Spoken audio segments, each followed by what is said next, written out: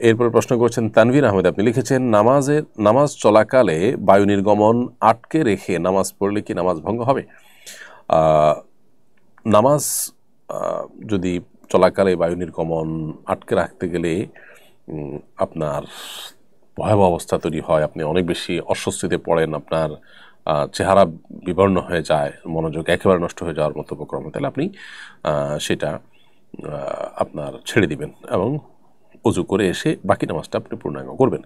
এ বিষয়ে সহিহ ইবনে হিব্বানের একটা হাদিস রয়েছে।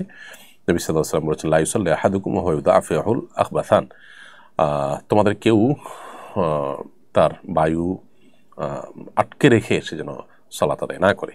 তো এই জন্য বায়ু নির্গমন আটকে রাখতে গেলে যদি নামাজের মনোযোগ একেবারে নষ্ট হয়ে যায়, তাহলে সেক্ষেত্রে আপনি এটা ছেড়ে দিয়ে অজু করে আবার নামাজ পড়বেন, বা যেখানে নামাজ ছুটেছে অজু করে এসে ওখান থেকে আপনি কন্টিনিউ করতে পারবেন।